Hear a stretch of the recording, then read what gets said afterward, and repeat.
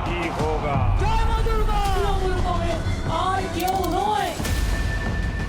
TMC का दिया बुझने से पहले थोड़ा फड़फड़ा रहा है। हमारा लड़ाई खाली बीजेपी का साथ नहीं है, बंगाल को जलाने आया है। ये नूतन देखा दाओ बार बार।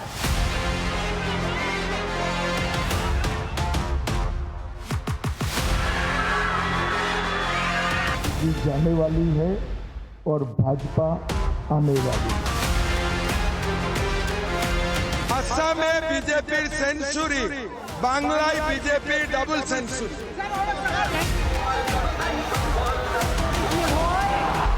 আড়াইটা সূর্য হাসে।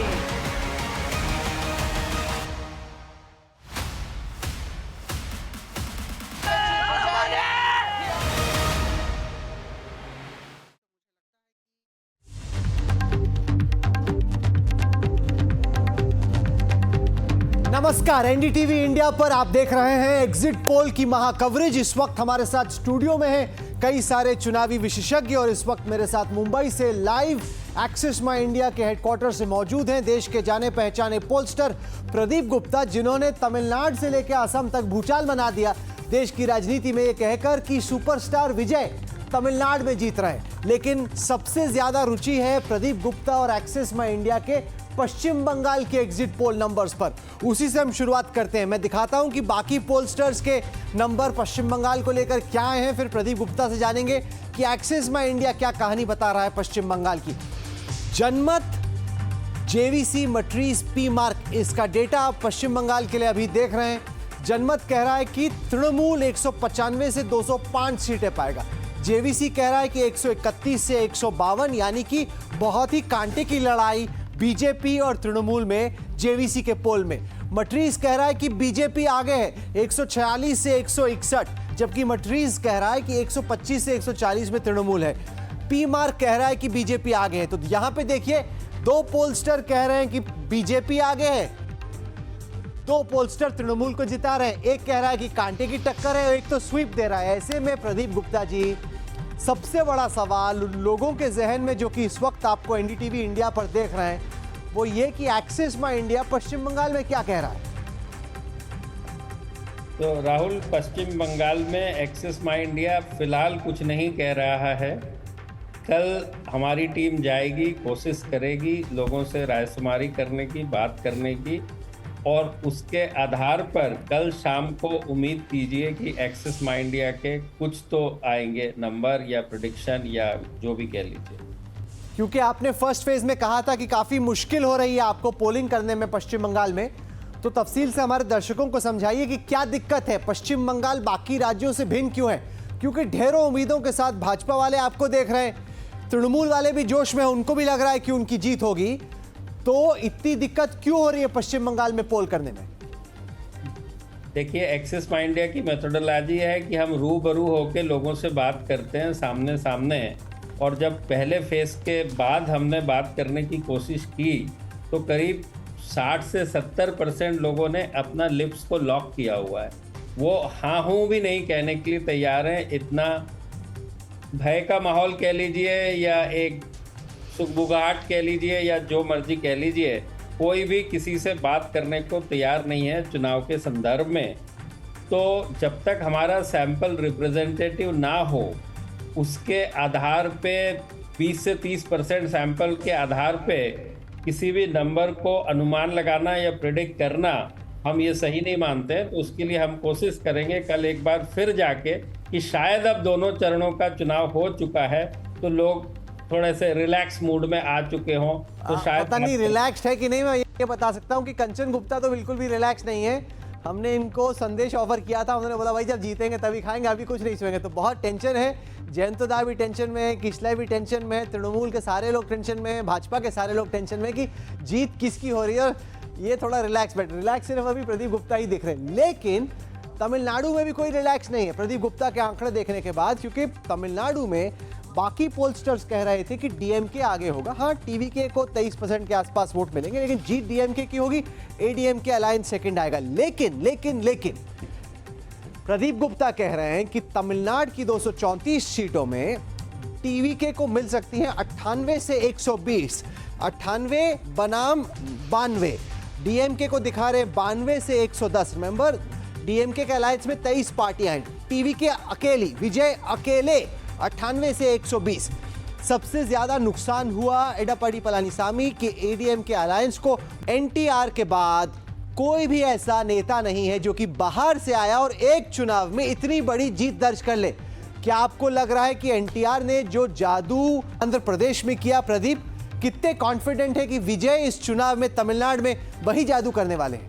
पिछले 50 साल से लोग देख रहे हैं एआईडीएमके और डीएमके का सरकार, और इस समय जो डेमोग्राफिक शिफ्ट हो चुका है 18 से 39 39 ईयर ऑफ एज जो ग्रुप है, उसमें 42% वोटिंग पॉपुलेशन है, 42% इलेक्टर्स हैं। और इस ग्रुप में और महिलाओं में जो कि 50% है, और तमिलनाडु में 17 लाख महिलाओं ने ज़्यादा वोट किया। 17 लाख छोटा नंबर नहीं है, ज़्यादा वोट किया है पुरुषों के मुकाबले।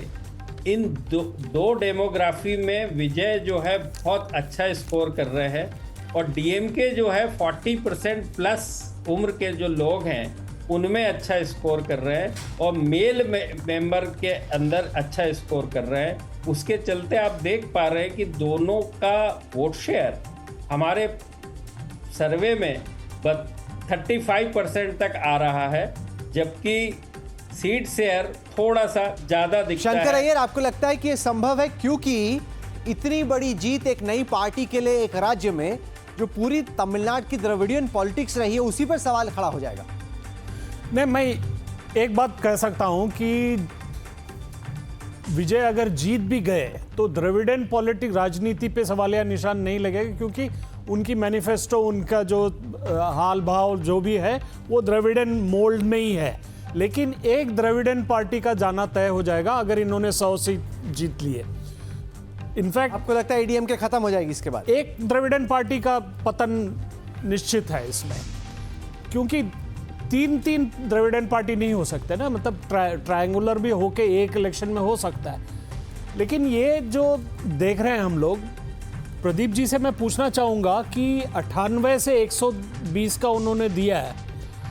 आमतौर पे जैसे एनटीआर का जब हुआ था तो उनको 45% मत मिले थे, और उनका स्वीप एकदम कंप्लीट था, 200 के ऊपर उन्होंने निकाला था।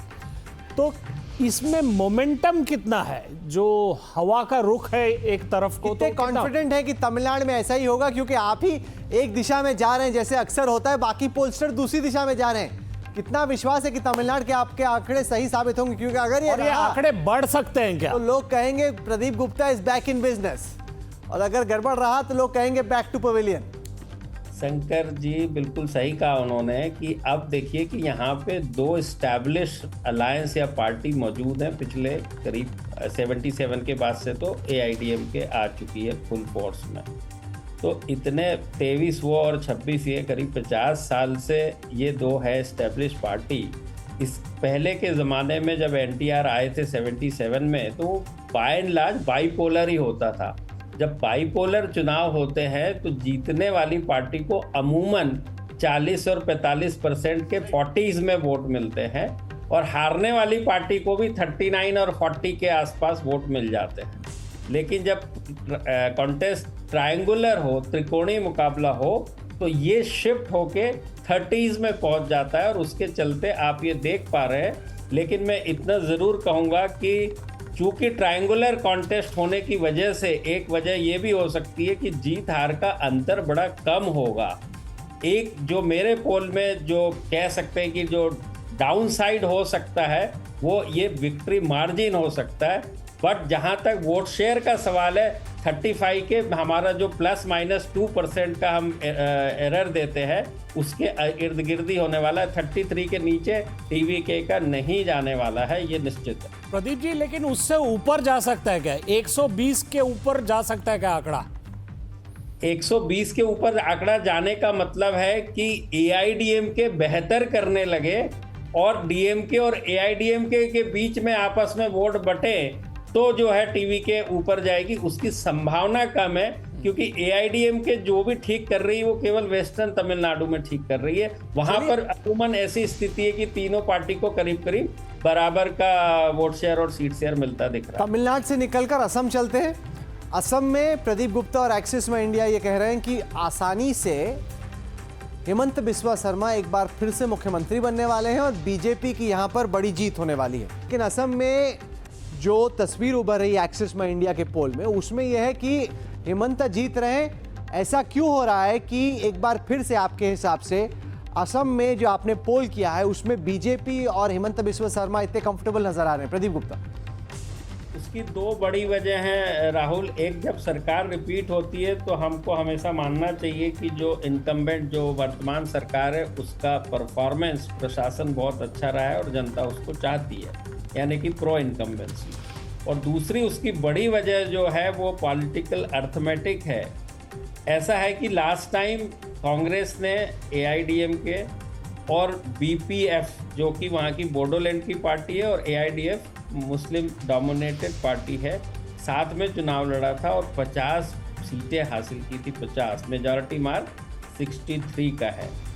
और NDA ने सब मिला के 75 सीटें जीती थी। इस बार हुआ यह है कि BPF का अलायंस जो किया उन्होंने अभी जो एक साल पहले बोडोलैंड काउंसिल के जो चुनाव हुए थे उसमें BPF ने 40 में से 28 सीटें जीती। 40 में से 28 जो पहली बार जीते थे, वो नहीं तो कभी भी 20-21 के आसपास जीतते थे। और पिछली बार UPPL जीती थी। तो BPF के साथ अलायंस किया, एक बात। दूसरी बड़ी बात ये कि AIUDF जो कि मुस्लिम डोमिनेटेड पार्टी है उसने अलग चुनाव लड़ा। UPPL जो दूसरी BPF की कंट्रास्टिंग पार्टी थी, जो पिछली बार NDA के साथ चुनाव लड़के 7 सीटें जीते थे, इस बार उन्होंने अलग चुनाव लड़ा। तो कांग्रेस कह सकते हैं कि अलायंस के मामले में, अर्थमेटिक के मामले में अकेली पड़ गई इस बार। और इस वजह से दोनों अलायंस के बीच का जो अंतर है 10 परसेंटेज पॉइंट और सीटों के लिहाज से तो बहुत बड़ा अंतर। किसले भट्टाचार्य, आप असम से आते हैं, जो आपका खुद का जमीन से अनुभव और आंकड़ा रहा है, वो यही आपको लग रहा है कि इतनी बड़ी तरीके से जीतने वाली है बीजेपी असम में? हाँ राहुल, नंबर तो उतना होगा क्योंकि लेकिन ये हेमंत बिस्वा शर्मा के रिपोर्ट कार्ड नहीं है। इसमें 3 चीज़ है। एक तो है कि जो बेनिफिट स्कीम्स है और पर्टिकुलरली अराउंड वुमेन, वहाँ पे महिलाओं की जो वोटिंग परसेंटेज है वो बहुत हाई है और महिलाओं के लिए जो बेनिफिट्स है बहुत ज़्यादा थे। द शेड्यूल्ड ट्राइब रिजर्वेशन और शेड्यूल्ड कास्ट रिजर्वेशन सीट्स जो है वो बढ़ा दिया गया। और डीलिमिटेशन में जहाँ पे 35 मुस्लिम मेजॉरिटी डिस्ट्रिक्ट्स थे उससे वो कम होकर 24 हो गए द कंस्टिट्यूंसीज। सो ओवरऑल उनके पास शायद अबाउट 15-16 सीट ज़्यादा फायदे में है। और ये मुझे लगता है कि ये नंबर अगर आ रहा है हेमंत बिस्वा शर्मा के पास, वो डीलिमिटेशन की वजह से आ रहा है। डीलिमिटेशन से भाजपा को फायदा हुआ। आइए केरल में चलते हैं, फिर प्रदीप गुप्ता थोड़ी देर के लिए चले जाएंगे पश्चिम बंगाल के आंकड़ों पे उन्होंने काम करना, देखते हैं वहां पे किसको ये दिल का झटका देते हैं। यह है केरल के नंबर जहां पे लग रहा है कि कांग्रेस की एक बार फिर से सरकार बनने वाली है। बहुमत के लिए 71 सीटें चाहिए होती हैं। प्रदीप गुप्ता का अनुमान है कि LDF जो पिनरी विजयन जो वामपंथी मोर्चा, उसको 49 से 62 सीटें आएंगी। कांग्रेस जिसको VD सतीशन ने इस चुनाव में लीड किया, KC वेणुगोपाल के साथ, रमेश चन्नीतला के साथ, देखिए कितना मुस्कुरा रहे हैं। 78 से 90 सीटें, काफ़ी बड़ी जीत।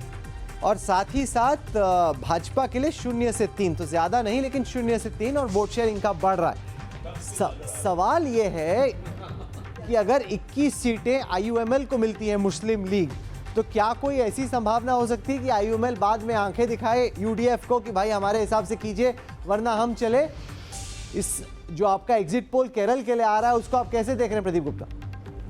नहीं, मुझे ऐसे लगता तो नहीं कि अब अलायंस में तो खैर कुछ भी हो सकता है। हमने रिसेंट पास्ट में देखा हुआ है, खासकर महाराष्ट्र में और बाकी जगहों पे, तो कुछ भी हो सकता है। उसके बारे में तो मेरा कोई राय नहीं है। दूसरी जो चीज़ें केरला में इस बार हुआ यह है कि चूंकि बीजेपी या NDA का वोट 11 से 14% की तरफ बढ़ा है पिछले मुकाबले में, तो उसका जो बड़ा चंक है वो हिंदू वोटों से ही आया है। और LDF जो कि इस बार पिछले चुनाव में उन्होंने मुस्लिम और क्रिश्चियन कम्युनिटी में 50% से ज़्यादा वोट लिया था, यानी लॉयन शेयर उन्होंने लिया था और जिसके चलते उन्होंने बड़ी जीत हासिल की थी।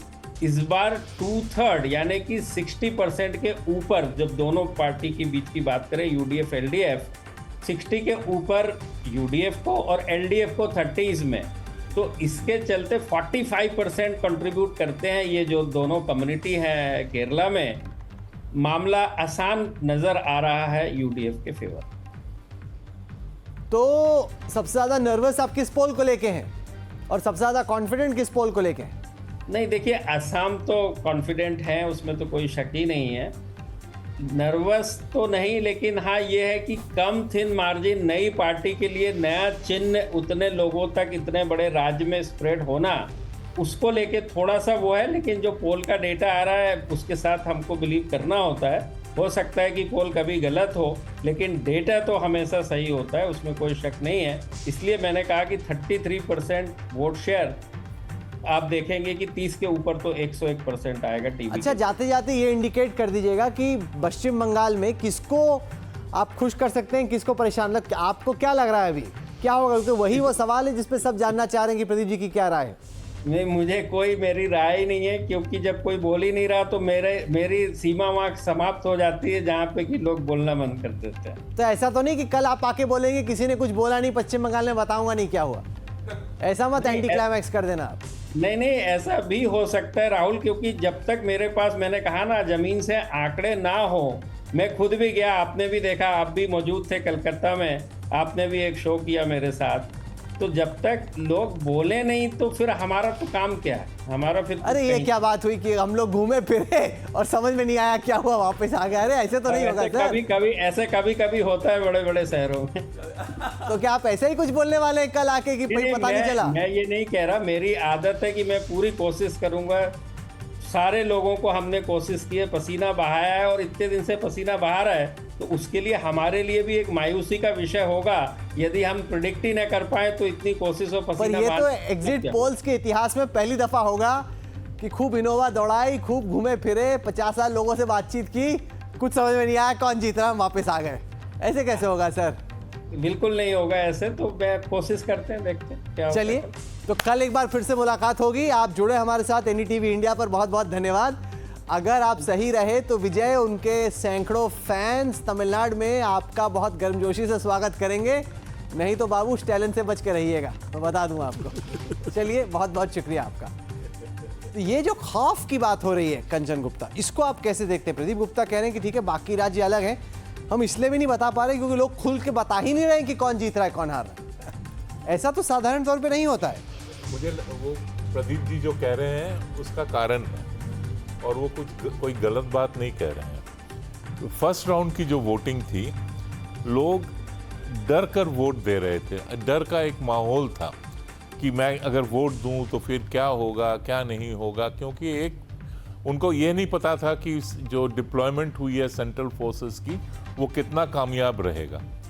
लेकिन फर्स्ट राउंड जब पीसफुली गया, तो अगर आप सेकेंड राउंड का देखें, लोगों ने काफ़ी गर्मजोशी के साथ उसमें भाग लिया, और इतने सारे जो वीडियो एविडेंस आए हैं, लोग खुलकर कह रहे हैं कि वो किसको वोट दे रहे हैं, किसको नहीं दे रहे हैं। तो पहली राउंड और सेकंड राउंड में ये एक डिफरेंस है कि जो कॉन्फिडेंस लेवल है वो बढ़ गया है, और कल शायद अगर वो प्रदीप जी जब आएंगे तब उनके सर्वे में भी यही झलकेगा कि फर्स्ट राउंड की कॉन्फिडेंस लेवल सेकंड राउंड की कॉन्फिडेंस लेवल में फर्क है। पर बड़ा फर्क था जयंतदा। फर्स्ट राउंड वो था उत्तर और पश्चिम का, जहां पे बीजेपी ज्यादा मजबूत स्थिति में थी, मनोज्ञा लोईवाल भी जुड़ गई हैं। दूसरा राउंड था जो तृणमूल का दक्षिण बंगाल का गढ़ है। मैं अपने दर्शकों को दिखा दूं कि बाकी एग्जिट पोल्स क्या कह रहे हैं, फिर जयंतदा और मनोज्ञा से पूछेंगे। ये है मट्रीज का पोल, 294 कुल सीटें। मट्रीज कह रहा है कि भाजपा की आएंगी 146 से 161, यानी कि हाफवे मार्क के ऊपर। तृणमूल की आएंगे 125 से 140। कांग्रेस का कुछ नहीं होने वाला, लेफ्ट का भी कुछ नहीं होने वाला इनके हिसाब से। ये मट्रीज भाजपा को जिता रहे हैं पश्चिम बंगाल में। फिर हम पोल डायरी के पोल पे आते हैं। पोल डायरी का पोल कह रहा है कि भाजपा की आएंगे 142 से 171, तृणमूल की आएंगी 99 से 127। तो ये भी भाजपा को आगे दिखा रहे हैं। सरकार बनाने की स्थिति में भाजपा को पोल डायरी दिखा रहा है। अगले पोल पे आते हैं। ये है प्रजा पोल, ये भी भाजपा को जिता रहा है 171 से 208, 178 से 208 और 85 से 100 तृणमूल के लिए। प्रजा पोल भी तो 3 जो शुरू के पोल दिखाए वो भाजपा को पश्चिम बंगाल में जीतता हुआ दिखा रहे हैं। जयंतोदा, कुल मिला के स्थिति है कि 3 पोल ऐसे बोल रहे हैं भाजपा आगे, 3 पोल बोल रही है तृणमूल आगे। वोटर भी कंफ्यूज है, हमारा पोलस्टर भी कंफ्यूज है, आप क्या कह रहे हैं? अरे प्रदीप जी, पोलस्टर इतना एफिशिएंट सर्वे है, वो अगर एक दिन समय ले सकते हैं, लेकिन मैं राहुल एक चीज़ बता रहा हूँ, क्योंकि मैं वेस्ट बंगाल में हर जिला इस बार ट्रैवल किए हैं, thanks to you also, you give me the opportunity to travel. एक चीज़ मैं आपको राहुल बता रहा हूँ कि इस बार ये जो हंग असेंबली जैसे मूड देखा नहीं, मतलब the political polarization of TMC BJP among the clientele, both the clienteles, that is also very sharp. सिर्फ सेकेंड फेज में, सेकेंड आज के दिन में मैं देख रहा था कि बीजेपी के जो वीकनेस है ऑर्गेनाइजेशनल और लास्ट इलेक्शन का जो रिजल्ट्स, उसमें बीजेपी को अगर सरकार बनाना है तो कम से कम 50 सीट्स में सेकेंड फेज में, आज के दिन में, आज के इलेक्शन में 50 सीट मिलना चाहिए, मतलब बीजेपी को, which is not very easy. If there is a storm, तब तो 250 भी बीजेपी का होना असंभव नहीं है। लेकिन अगर ये मैथमेटिकली अगर हम सोचें, जैसे कांचन बार बार बोलते हैं कि इस नॉट ओनली मैथमेटिक्स, इसमें केमिस्ट्री और ये सब रसायन है, तो वो अलग बात है। लेकिन anti incumbency every district very strong. ये है पीपल्स पल्स। पीपल्स पल्स कह रहा है कि 177 से 187 तृणमूल की, भाजपा की 95 से 110। तो कुछ पोल्स हैं मनोज्ञा जो कि तृणमूल को आगे दिखा रहे हैं, कई पोल हैं जो भाजपा को आगे दिखा रहे हैं। आप जमीन पर दिन भर नेताओं से, वोटर से बात कर रही थी, क्या समझ में आया आपको सेकेंड राउंड की पोलिंग में? इसको कहते हैं चुपचाप फूले छाप। बांग्ला में इसका मतलब होता है कि आपने जोड़ा फूल को वोट किया कि आपने पद्म फूल को वोट किया, क्योंकि जोड़ा फूल है तृणमूल कांग्रेस का सिंबल और पद्म फूल यानी कि कमल है बीजेपी का सिंबल। तो चुपचाप फूले चाप का मतलब होता है कि वोट तो करते हैं, किस फूल को करते हैं, लेकिन फूल का नाम नहीं बताते हैं, क्योंकि उसी के आधार पर पता लग जाता है कि कौन सा फूल प्रफुल्लित हो रहा है इस बार। पर आपको मैं 2 बातें जरूर बता दूं राहुल, कि इस बार के लिए फॉर्मूला कुछ नहीं है, कोई केमिस्ट्री, कोई फिजिक्स नहीं है। इस बार अगर कुछ है तो या तो आंधी है बचाने के लिए या उड़ा ले जाने के लिए, और दूसरी अगर कोई ज्योग्राफी चल रही है तो वह है डेमोग्राफी, जिसके बदलने के कारण लोग या तो डर से वोट कर रहे हैं, या बचने के लिए वोट कर रहे हैं, या फिर जाने के लिए वोट कर रहे हैं, या लाने के लिए वोट कर रहे हैं। और बड़ी क्लैरिटी है, पोलस्टर कंफ्यूज हो सकते हैं, हम और आप कंफ्यूज हो सकते हैं, लेकिन इससे ज़्यादा डिसाइडेड मैंडेट बंगाल के इतिहास में बहुत कम आया होगा, क्योंकि जब जनता डिसाइड कर लेती है तो वो या तो लाती है या फिर लेकर जाती है। पर इस बार एक बात और हुई है, महिला वोटर में डेंट लगा है, बिल्कुल लगा है। जब मुसलमानों की बात होती है, क्या एक मुश्त वोट कर रहे हैं, लेकिन पॉकेट्स में डिफरेंसेस हैं, जैसे साउथ 24 परगना के भांगड़ में या फिर मालदा और मुर्शिदाबाद जैसे इलाकों में। अब बात कर लीजिए आप मेजॉरिटी की, क्या एक मुश्त वोट सिर्फ बीजेपी को जा रहा है? नहीं, उसमें भी डेंट है। यानी कि 100 में से अगर 70% हिंदू हैं तो 70% हिंदू में से करीब 50% हो सकता है बीजेपी के साथ है। मोदी और ममता फैक्टर दोनों बराबर की टक्कर में हैं, पर एक फैक्टर है जो मैं कहूंगी, and who is a clear winner in this election is the chief electoral officer Manoj Agarwal. क्योंकि बंगाल के इतिहास में पिछले 2.5 दशक में मैंने एक चुनाव ऐसा नहीं देखा जिसमें किसी की मौत नहीं हुई हो, या फिर 100, मात्र 100 कहूंगी मैं, सुनने में थोड़ा अजीब लगेगा, लेकिन मात्र 100 घटनाएं हुई हैं जो अपने आप में बहुत बड़ी सफलता के तौर पे देखी जाती हैं। और उत्तर बंगाल की अगर 192 सीटों पर जिस तरह से चुनाव हुआ है वो अपने आप में सराहनीय हो जाता है। क्या इसके लिए इतनी सारी फोर्सेस की जरूरत थी? अगर संख्या कम हुई है हिंसा की तो इसकी जरूरत थी। क्या चुनाव के बाद, वोटिंग के बाद इसकी जरूरत होगी? 700 कंपनी रखी जाएंगी वो लोगों की सुरक्षा के लिए, लेकिन जब जनता सुरक्षित महसूस करती है तभी वोटिंग परसेंटेज 92% वाकई में बहुत बड़ी बात है जयमृग। इतनी ज्यादा वोटिंग फर्स्ट फेज में हुई, उतनी ही लगभग सेकेंड फेज में हुई, तो जनता ने तो कोई ऐतिहासिक मैंडेट दिया। अब सवाल ये कि किस तरफ है वो इतिहास, वो अलग है, लेकिन ये बहुत बड़ा मतदान होने वाला है। बिल्कुल, देखिए जब वो भय की भी बात चल रही थी, मुझे याद है मैंने मेरा चुनाव सर्वेक्षण का एक्चुअली मेरा स्टडी जो पहला था वो बंगाली था। It was way back in 1996. I had been there to study how the left ruled for such a long time. और तब हम जब बंगाल गए तो हम गांव में घूमते थे, तो बहुत सारे किसान थे, जब हम पंचायत में बैठ के उनका इंटरव्यू लेते थे कुछ बोलते नहीं थे। The day I was leaving, जिस दिन मैं निकलने वाला था, सुबह 1 घंटे में 4 लोग किसान मेरे कमरे पे आए। मैं बीरभूम में एक शिवरी एक गांव है वहां पे रह रहा था, and all the 4 of them individually complained about CPM violence. So this is bhai in Bengal, and this I believe has really been at least forced to recede this time. तो जो भी मैंडेट होगा decisive होगा, that I am very clear. एक तरफा रहने वाला है आपके साथ जी।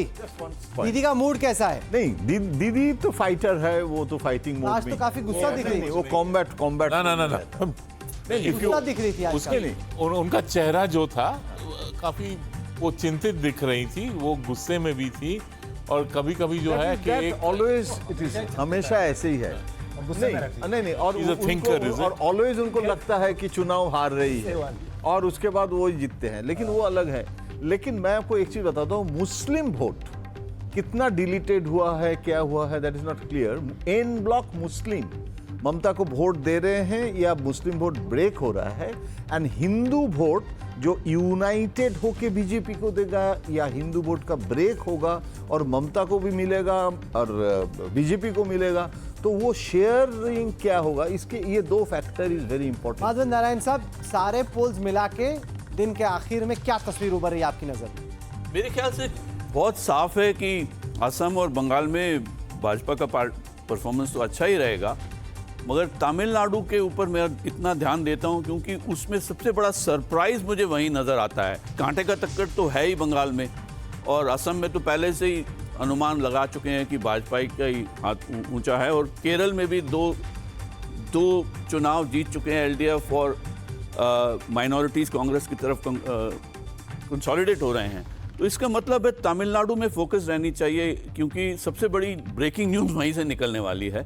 और विजय की छवि ऐसी है, जैसे प्रदीप गुप्ता ने कहा, एक तरफ युवाओं की तरफ और महिलाओं की, उनकी जो फिल्मों की जो कैरेक्टर्स जो हैं विचारधारा से जुड़ी हुई नहीं, मगर लेडीज मैन के रोल में बहुत परफॉर्म कर चुके हैं, जबकि 50% इलेक्ट्रेट तमिलनाडु में लेडीज़ हैं।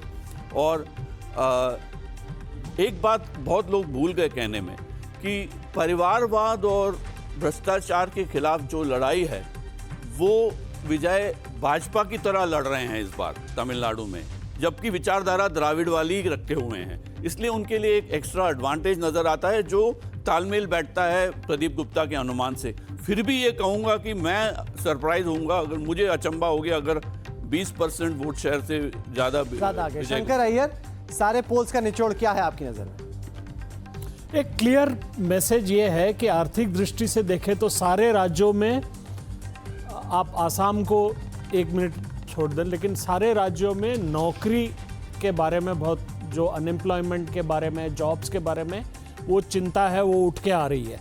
दूसरी है जो लॉ एंड ऑर्डर का इशू है, तमिलनाडु में भी है और वेस्ट बंगाल में भी है।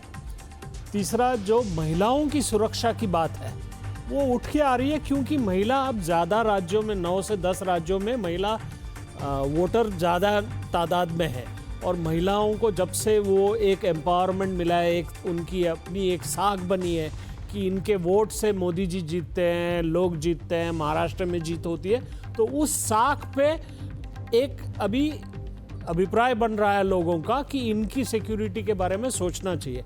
तीसरी बात है कि हर घर में कोई लड़की है, किसी की बेटी है, बहू है, जो नौकरी पे बाहर जाती है, और भारत में ये विमेन सेफ्टी एक बड़ा इशू रहा है। हम लोग कितना भी कानून पास कर दें, लेकिन वो कानून अमल नहीं होता है। जयमृत, किन पोल्स पे आपको लग रहा है कि कॉन्फिडेंस बन रहा है और किस पे आपको लग रहा है कि गड़बड़ साबित होने वाले हैं? मुझे आसाम में काफी कॉन्फिडेंस है, यूनिट डायरेक्शन जीतेगी, भाजपा जीतेगी आसाम, बिल्कुल जीतेगी, उसमें आपको कोई शक नहीं नजर आ रहा? कोई शक नहीं लग रहा है। केरल में भी मुझे काफी कॉन्फिडेंस है कि कांग्रेस जीतेगी, वहां कांग्रेस जीतेगी, and left second BJP left से खा के बैठी रही, all the parameters are accurate, so I think that's. ये आपको लगता है केरल और असम में कुछ अब चेंज नहीं हो सकता, तस्वीर कमोबेश हमारे सामने? कमोबेश हमारे सामने। फिर तमिलनाडु मुझे लगता है, अगर हम डिस्पैशनेटली पोल ऑफ पोल्स भी देखें तो at least a hung assembly now seems most likely if these are the vote shares people most likely. Yeah. ऐसा क्यों आपको लग रहा है? Because अगर विजय 20 या 22% क्रॉस करते हैं तो हमारी जो फर्स्ट पास द पोस्ट प्रणाली है उसकी पूरी वेगरीज जो है, जो रेंजेस बढ़ जाती है, वो पूरे खेल में आ जाएंगी वो सारी रेंजेस। तो फिर 22% के साथ भी वो 40 सीट लेकर किसी दूसरे दोनों को मेजॉरिटी डिनाई कर सकता है। सो दैट मिनिमम पॉसिबिलिटी, वो न्यूनतम संभावना को हम समझ के लेके। आपको लगता है कि तमिलनाडु में इन सब के चक्कर में हंग भी हो सकता है? पश्चिम बंगाल सबसे बड़ा सवाल तो वही है। पश्चिम बंगाल मुझे लग रहा है टर्नआउट को देखकर और मेरा जो सर का आंकड़ों का स्टडी था उसको देखकर कि कमोवेश 15-20 सीट की लीड बीजेपी को हो सकती है। But of course I have not done a poll, मैंने पोल नहीं किया, लेकिन ये मेरा back of the paper assessment. Sir से फायदा मिला बीजेपी को, सर से फायदा मिला। और ये टर्नआउट, ये बात तो देखिए कंचन गुप्ता साफ साफ कही जा सकती है कि जब 92% लोग आके वोट देते हैं ना, तब वो कंफ्यूज होने के बड़े कम चांस है। 92% कोई साधारण वोट शेयर नहीं है। मगर सर की बात हमें ध्यान रखनी चाहिए, क्योंकि चुनाव के बाद भी, नतीजों के बाद भी ये विवादास्पद रहेगा। नहीं बेशक, पर मैं बोल रहा हूँ कि जितने भी लोग थे उनमें अगर 92-93% आके वोट दे रहे हैं। मीडिया ने ये सर के इशू को एक इतना बड़ा एक इशू बना दिया जो ग्राउंड लेवल पे शायद उतना बड़ा नहीं है। सवाल ये नहीं, सुन लीजिए सर साहब, ऐसा नहीं है कि जगह जगह पर डेमोन्स्ट्रेशंस हो रही हैं, लोग धरना दे रहे हैं, ये कर रहे हैं, वो कर रहे हैं। दूसरी बात है कि लोग, Bengalis are not dumb people. उनको पता है कि ममता बनर्जी ने ये पूरा जो SIR का प्रोसेस है उसको अपना हाईजैक करने के लिए she took it to the courts. Court में कौन गया? वो गई थी। कोर्ट के सुपरविजन में SIR किसने करवाया? उसने करवाया। कोर्ट के सुपरविजन में अपीलेट अथॉरिटी किसने बिठवाया? उसने बिठाया। वो आकर कहती है मैंने सब कुछ सेटल कर दिया, मैं गई थी सुप्रीम कोर्ट में, मैंने जज को ठंडा कर दिया। क्या हुआ? लोग समझते हैं, लोग ऐसा नहीं है। जयंत घोषाल, अभिषेक बैनर्जी तो दूसरी तरफ ये कह रहे हैं कि 4 मई के बाद देख लूंगा, सीधे सीधे धमकी दे रहे हैं वो। नहीं, Abhishek, don't underestimate Abhishek Banerjee, because in this election Abhishek also played very important. Hindi में बताइए। अभिषेक इस बार चुनाव में दिखा नहीं, लोग देखते नहीं रहे। देखते क्या? सुबह से लेकर रात तक काम कर रहे थे। और वो कैमक स्ट्रीट में अभिषेक बैनर्जी का जो ऑफिस है वो सुबह आ जाते थे और रात में कभी कभी 2-3 बजे तक काम करते थे।